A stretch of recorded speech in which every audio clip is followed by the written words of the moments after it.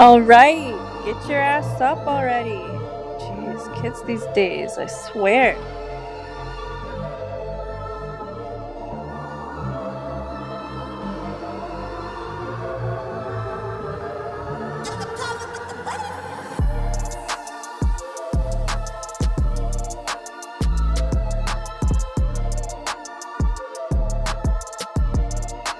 Hey, it's me. So today, as you can tell from the title, I'm doing another one of those videos where it's kind of a tutorial, but it's mostly a vlog because this is the first time that I've made this item. And because I've never made one before, I don't feel that comfortable telling you, listen, I got the good, I got the details, the instructions. I'm making a Porky Roach for my son. He is 9 years old and he's a grass dancer, and he's been begging me for a roach for about a year and a half now.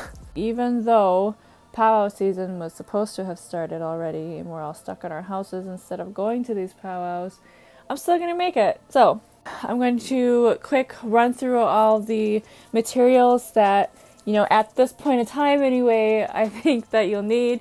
I never really say in my videos that I actually do write a list of all of the products that you're going to need for whatever crafts that I'm doing. You can always find those in the description boxes. I realize that I never announce that in my videos, but every video that I've done, I do this. And then if I have any like links or, you know, other resources, like any videos or whatever that helped me along the way, I always put those in the description box as well, because if you haven't noticed, I don't like to hoard knowledge in this head. I like to give it out, and then whatever helped me, you know, you can go and look directly at those sources and interpret them however you need to. So yes, let's get into what you're going to need for a Porky Roach. Now, I'm just going to grab the biggest item I have here, which is sort of a loom type thing. So I have these 3 boards put together. Some people will add some sort of reinforcement, like a triangular shape cut of wood here. This seems pretty sturdy. So it's just 3 boards put together with nails driven into the top. Typically the nails aren't like left this far up, but that's just how they were put in, and yeah, it really doesn't matter. And the length of this board, I don't know how long it is. I think it's about 2.5 feet long, but it doesn't really matter how long it is. The longer the better, of course, because you have to make like anywhere from like a 36-inch string of hair or whatever.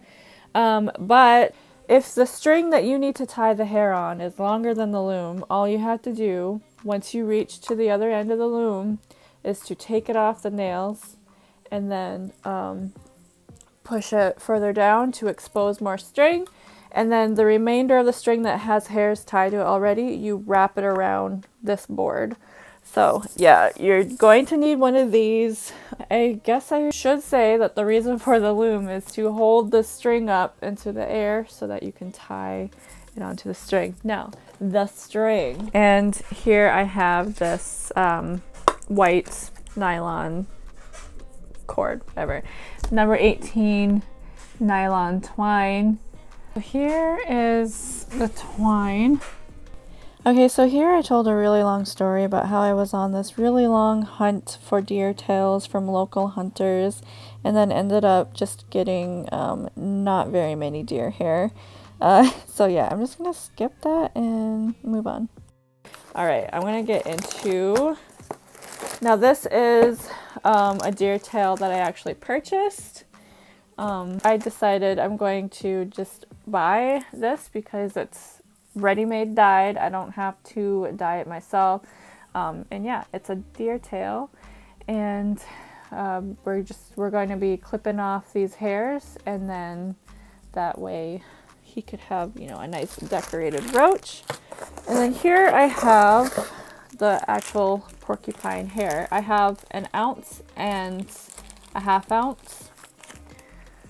I also bought thread from the watering bowl, and it's, let's see, what kind is this? Dual Duty Plus Button and Craft, and it is 50 yards. I really don't know what makes this thread special. It was actually like suggested on their shop. I'm assuming so that they can make more money for their business. I understand that. What I was drawn to with this thread is the fact that it's nice and thick. So it looks like it's thick enough to be a nice strong thread that you can tie your porcupine hairs and deer hairs to.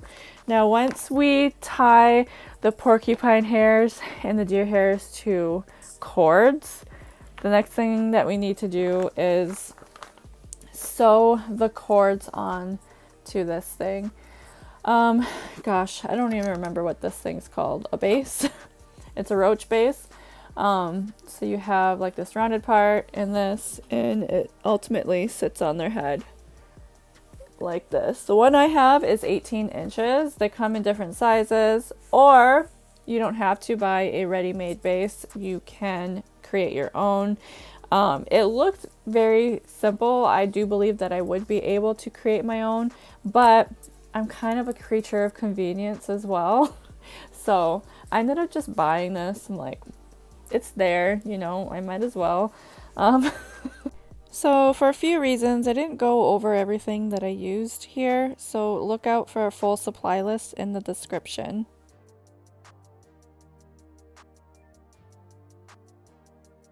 This thing that I'm about to do here, I have a nice towel on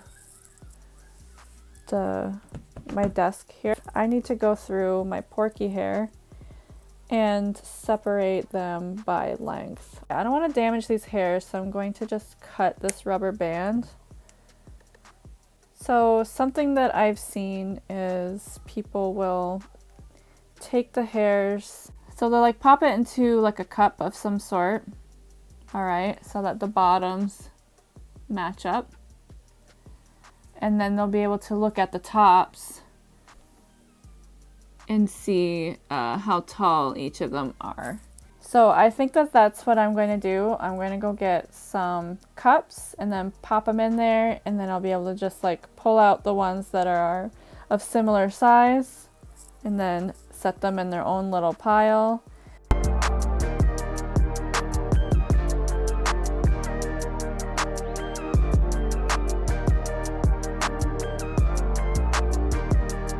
Hey, peep the look. Today is day 3 of working on this, or is it day 4? I don't remember. What happened to my nail polish? Anyway, today's day 3 or 4, I don't remember. And I've got all these piles here. We have the shortest, and then the longest. There's just like a few strands. I'm still working on it. I have this much left of an ounce, and I haven't even touched the 1/2 ounce. I don't think I'm gonna need this. I should have listened to the shop that said an ounce should be enough, because this looks like, I mean, plenty, right? I just I wanted to pop on real quick and sort of give you a better demonstration on how I separated the hairs. I'm just not sure how to record this. I'm gonna come right back. Okay, so we're gonna try it like this. So, but I am using a cup.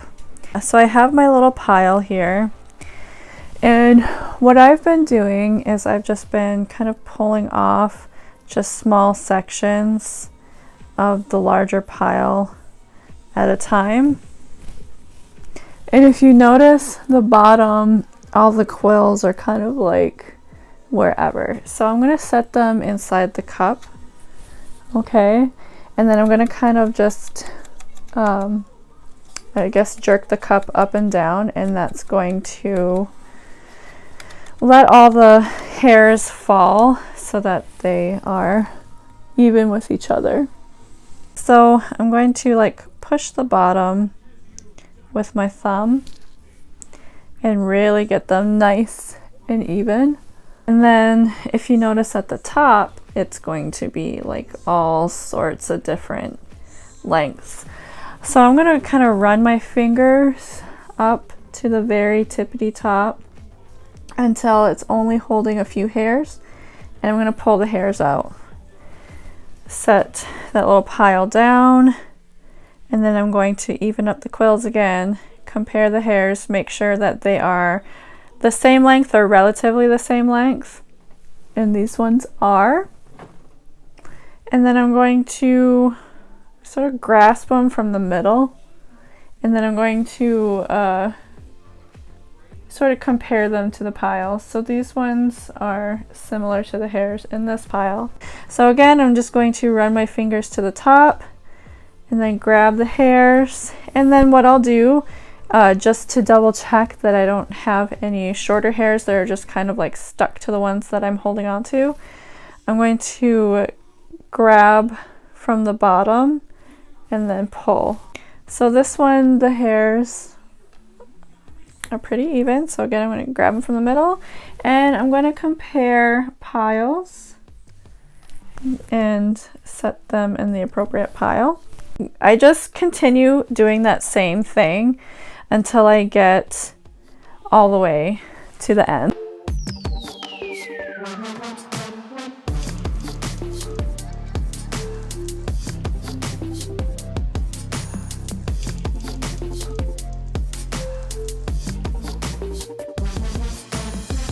I've been working on this for multiple days.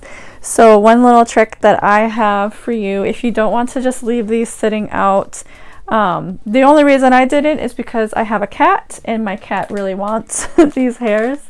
I have these paper bags, these like lunch bags, I guess. A friend of mine had suggested Ziploc bags, but when I seen that I had a bunch of these, I thought that these are stronger than a Ziploc bag, so they can also like protect the hairs. So yeah, I barely opened them, you know, like this. And then I would take the hairs and then kind of put them on one side of the bag, and then store them like this. I'm going to finish up the remainder of the pile I have here, and then check back in when it's time to move on to the next step. Okay, bye-bye now. Bye-bye. So here is the twine. It's nylon twine. If you notice, it gets kind of frayed. So since it's nylon, all you'll have to do is just take a lighter to it and melt the ends. And that way it won't fray into a million pieces. What I'm going to do is put it on this frame here. So I have these nails up here. I don't really know why there's two on there. It's just everybody that I've seen make these frames, they always had two nails on either side. I'm not sure why you would need more than one. Maybe it's just like extra secure. Maybe we'll do that. Okay, so I'm just gonna tie it. Okay, that ain't coming off. And then on the other end,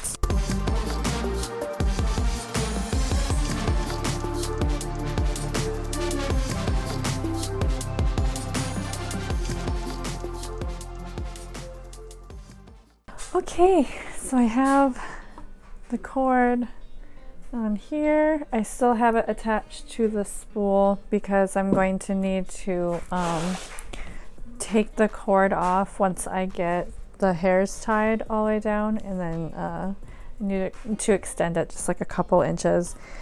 So the next thing is tying on the porcupine hair. Now I've seen a few different ways that you can go about this.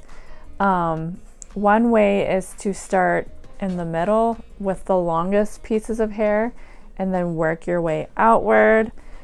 I think what I'm going to do is actually start with the small hairs on one side and then work my way this way. I don't know, I feel more comfortable working in one direction than having to work in two different directions, I guess.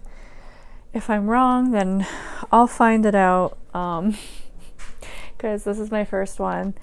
I forgot to mention in the beginning of the video, like, if there's anything that I could have done better or any tips and tricks that you have that you are willing to share, leave it in the comment section, so that people can turn to that comment section in the future, and including myself, you know.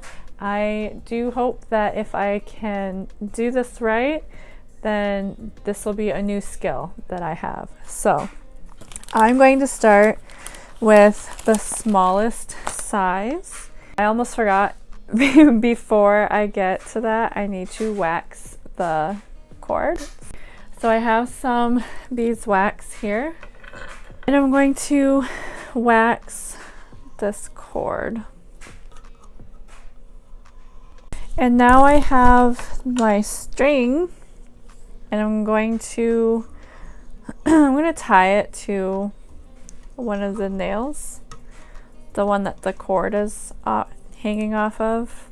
Okay, and then I'm going to tie it onto the string. So I'm going to take the whole spool, I'm going to wrap it around, and I have this loop here. Now I'm going to put the spool through the loop and then pull, and there we have it. At the end, I'm going to take my wax and wax this a couple times. I'm not going to worry about like unraveling the string and waxing it. I'm going to just keep my wax nearby, and then as I get you know, the little bit of string as it gets tied on, then I'll just continue to wax. Okay, so I have my little hairs right here. These are the shortest ones. In the middle will be the longest hairs, and then it'll go from shortest to shortest on one side and to shortest on the other side. So basically these piles that I made from longest to shortest, I'm going to take all the piles that are shorter than the ultimate longest pile and I'm going to divide them in two. Okay, I think that's about even. So I'm going to just put my other pile back in this bag where it's safe. And then let's get started on the tying. Okay, so I've heard so many different things about how many hairs to tie on in a bunch. I've seen some say like 18, some don't measure at all. They just pinch off and eyeball it. I've seen some say like 10. One person was like, I never do any more than 14. So I think what I'm going to do is like a happy medium between all of those. I think I'm going to do like 12. I moved up to 18. All right, I see one person say that you need to soak the quill end of the hairs first. I'm not going to do that. Basically, what I'm going to do now is I have my little bunch of hair, and I'm going to hold it against the base string, 1/2 inch to like 3/4 of an inch of the hairs protruding past. So here's the end of the hairs, and then I'm going to fold them over.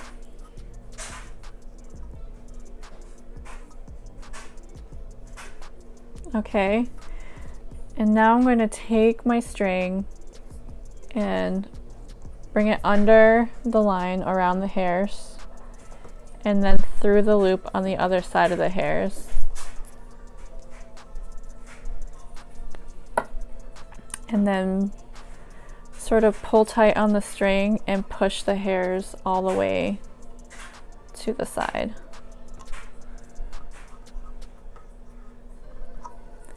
And then I'm going to do another knot.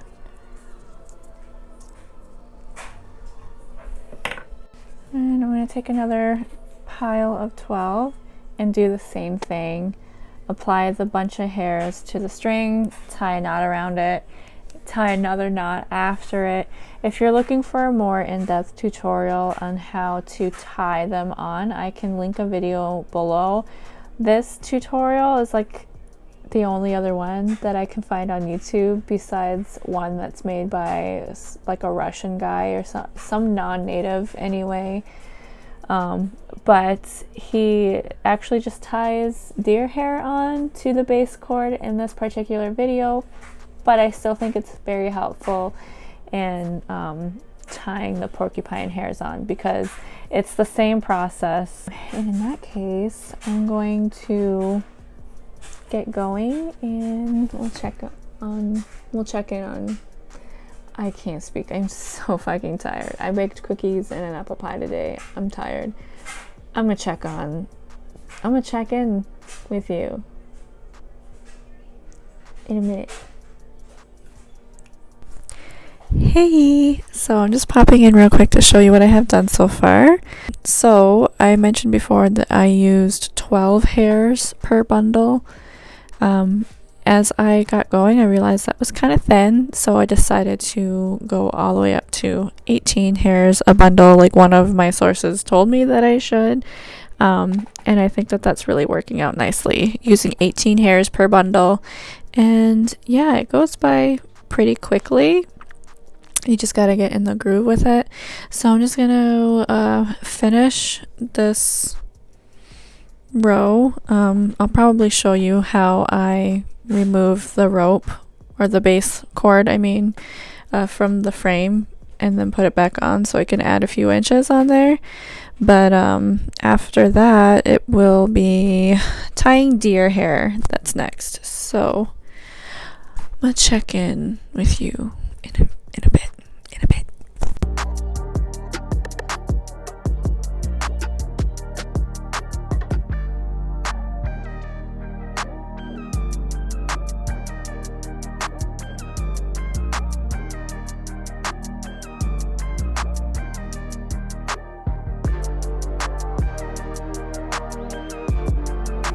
Hello! It's me in my normal scrub attire. So I got my porcupine hair finished here. I kind of messed up on one side of it, the second half, because there was like, I think it was around like right here or so. I didn't do enough rows, I guess, of a certain length.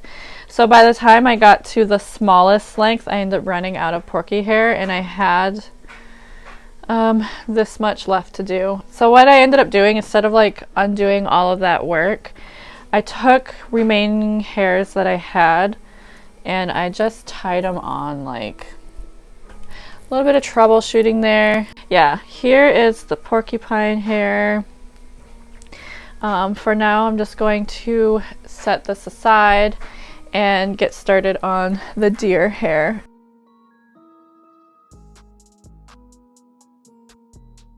Alright, so I already showed you the dyed deer tail that I have, this blue. So we're only going to be using this bright blue color. We're not going to be using the hair that is the darker color. And I actually went and bought another deer tail. I have this one right here. So yeah, same thing with that one. We're going to be using the white hair and not the dark hair. I think what I'm going to do differently from the porcupine hair strand, I guess, is I'm going to start from the middle instead of starting from the end. And the reason that I'm doing that is because I kind of want to do a little more of a design with the porcupine hair. Now, if I were to be using just like one solid color, then I would actually just do the same thing and start from the end and then go on. But I just really want to make sure that I get my pattern, I guess, a nice symmetrical pattern. So I want to start from the middle, and what I'm going to do is just kind of do like some wide stripes of each color, and then longer stripes down the sides. I'm going to hold this up to this thing, find the middle, Okay. And now I'm gonna mark the middle. And that's where I'm gonna start from. Damn it, I freaking lost my measuring tape, so I had to go and dig out this other piece of crap measuring tape I have. It's fine. It's okay. I'm okay. I'm fine. Okay, so yeah, I have my measuring tape here. I also dug out some hair cutting scissors. Don't know if you really need hair cutting scissors, but being that I'm cutting hair and I have hair cutting scissors, that's what I'm gonna use. Just like with the porcupine hair, we're going to be tying it on just the same way. So if you're interested in kind of learning more in depth about like how much deer hair to grab and how to tie it on, again, check out the video linked in the description. I'm going to take my tying string and I'm just going to like tie a knot a few times on the left side. I almost wonder, because I feel more comfortable tying this way instead of this way. So I think what I'm going to do is turn this frame around. So I'm going to grab just a little pinch of hair and then clip it off. Okay. I tied this on there a few times. Now what I'm going to do is take that pinch of deer hair and same thing as before, I'm going to have it over the cord by like a 1/2 inch. Fold it over, put the string around it.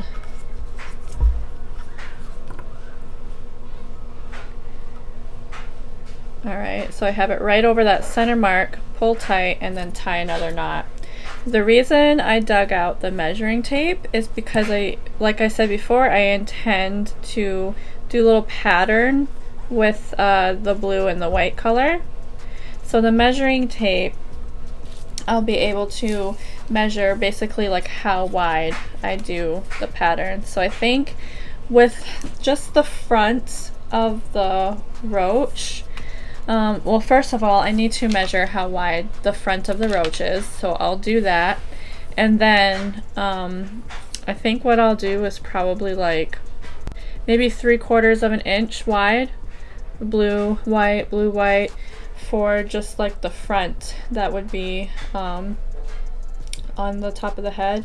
And then on the sides, I'll do like wider stripes, like 3-inch stripes or maybe even longer. So yeah, the measuring tape will help with that. So I'm going to get started on this and I'll check in with you in a bit.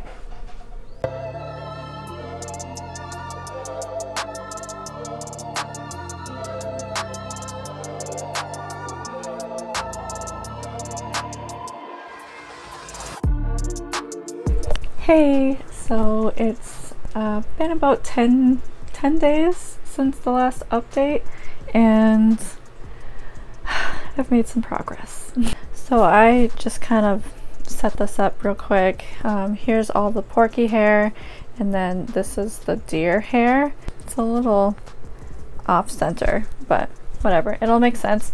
So yeah, I didn't create this like specific design for any reason. It just I don't know, I figured this out first and then as I did the side I just like went for it, I guess.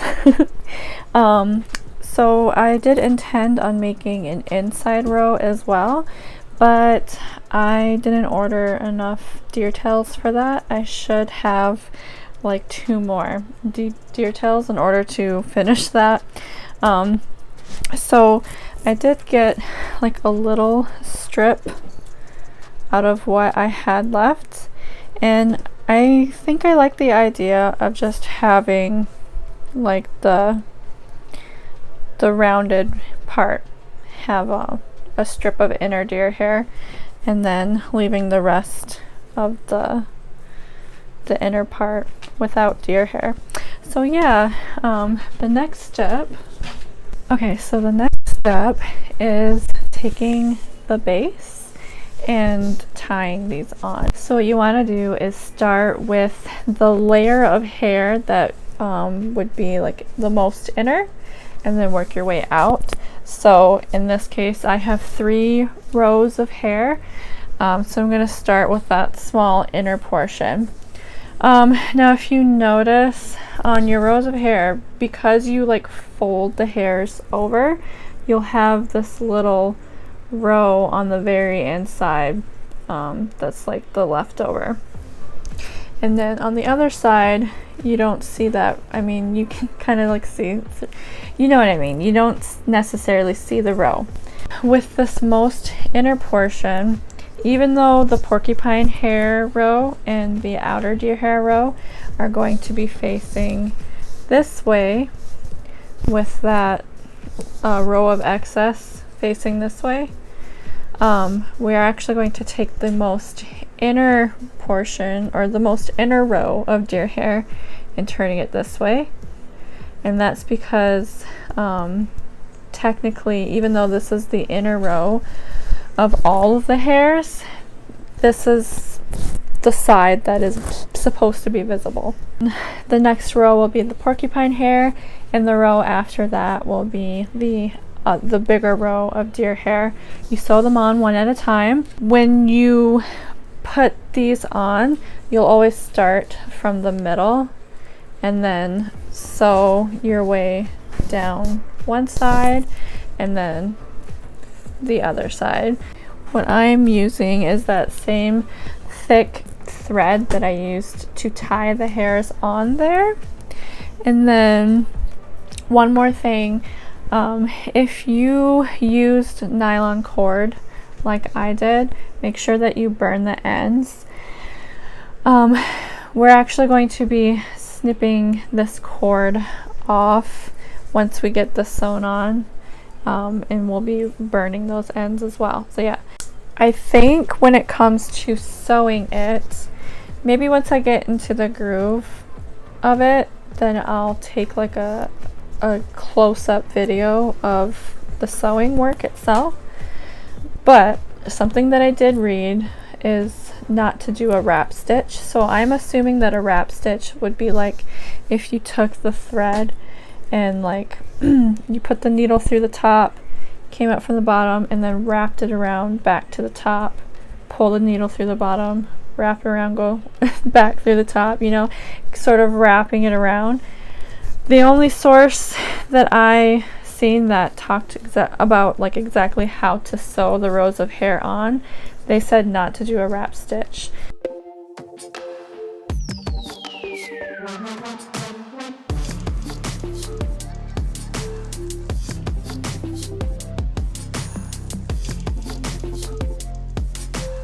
Okay, so I think I have the sewing figured out for the most part. So I have this much done, and I just need to do like the tiniest little bit on the most inner row. So the point at which that I'm going to be dragging the needle in is going to be right underneath the white thread, and I'm going to make sure that on the other side it comes out underneath the white thread as well. I'm also going to make sure that the base of the deer hair is going to be lined up with the actual base. So if you notice, this base is kind of thick. So when I drive the needle through, like after I get it through the row of deer hair, I'm going to make sure that it's in the appropriate spot of the side of the base in order for it to wind up lined up like that. And if you notice, the base is made of several rows of like yarn. So when I drive it through, I'm going to poke it out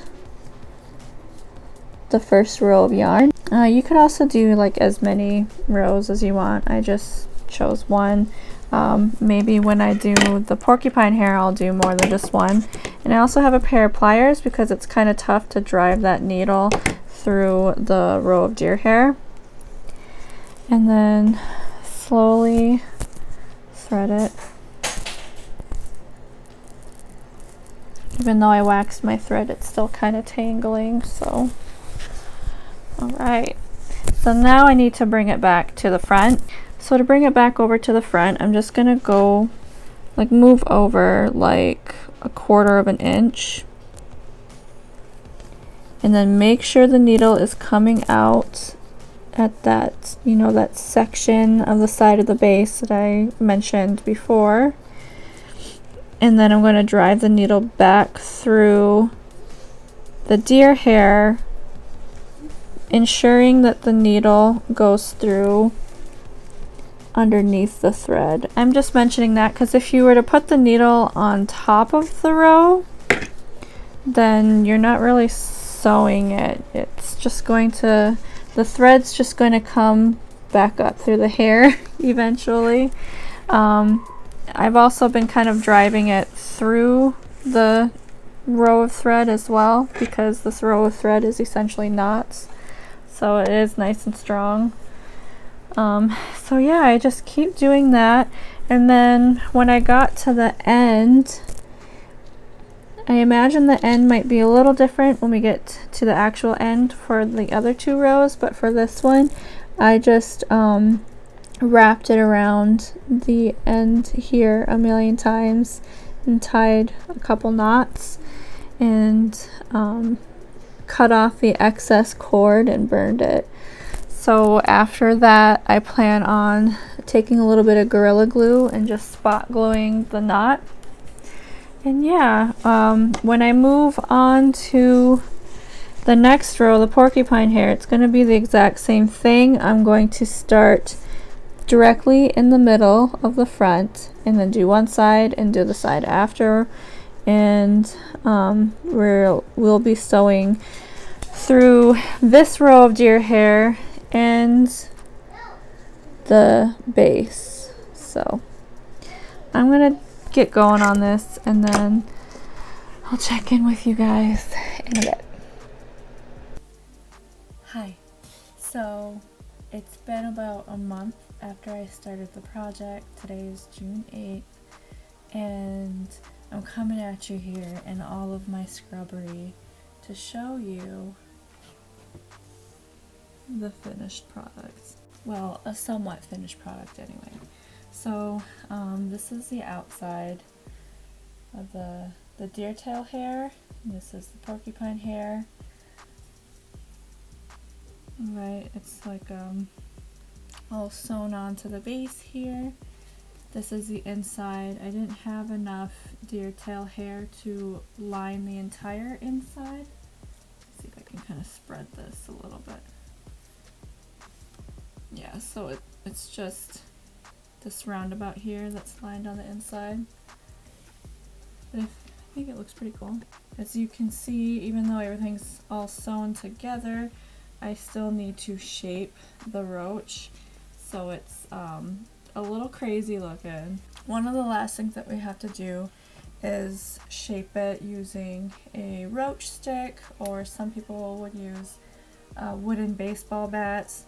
I looked for wooden baseball bats thinking they'd be cheap. They're not, and I ain't never played baseball, so instead of making one, I found an affordable one for 10 bucks. I believe I got it from Crazy Crow. I don't remember. I'll link it down below though. It's right here. This is the roach stick. And on top of that, I also have an old Ace bandage. This, the base has like a little center in the middle, and then the roach stick has this here. So it has a flat side and a rounded side. And I think, I might be wrong about this because I'm just figuring it out on myself, I think the base goes against the flat side.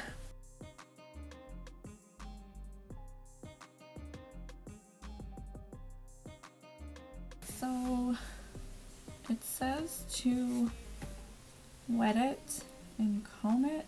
So I have this comb here. I don't want to get it too wet because I have this blue dyed deer tail hair, and I'm worried that it might leak onto the white. So I'm just going to comb this real quick, and then I think what I'm going to do is lightly spritz it with water instead of like putting it under the faucet or anything. One of the sources that I read said to wrap it in the bandage first and then like dump water on it, which would soak like the entire bandage and the entire roach. I don't think I'm gonna do that. I think I'm just going to spritz some water on it. Okay, I'll comb it over just one more time.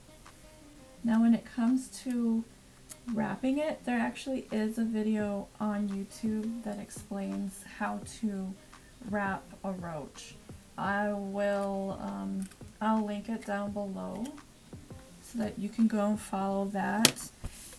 He really explains how to do it, and he's more experienced than I am. One thing I do want to note is the stick that he, or maybe it's pipe actually, whenever he wraps his roach on is much wider than what I have here. So I think when you have a stick that's as thick as mine, like I can't just wrap the hair around. I believe what he was doing was wrapping it like downward. So I'll take my ace bandage here. I don't want this Velcro to stick to the roach at all. I just accidentally dropped it and completely unwrapped it. Okay.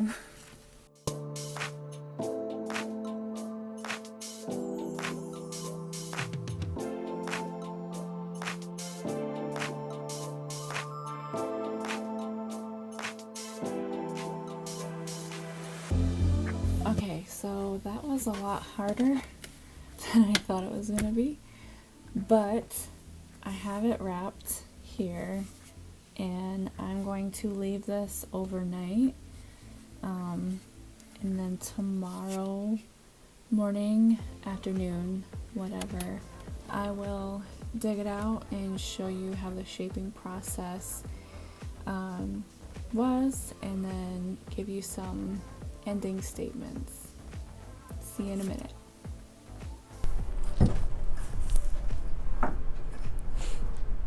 The quality of this video has really gone rogue, hasn't it? So, oh my god. Okay, so it's actually been 2 days since I last seen you. I was supposed to do this yesterday, but I was just like busy and didn't get to it. So we're going to open this up now and see the finished product. See if I wrapped it correctly. Like, it should absolutely be dry because it's been like 36 hours. So here's what it looks like right now.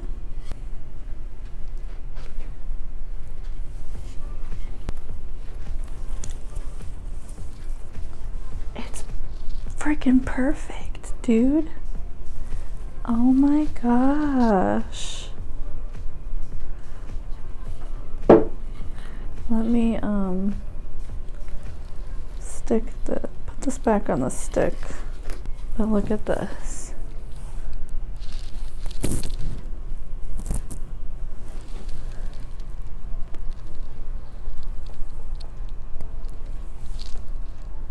Sweet. So I don't know what I'm gonna do with this end here.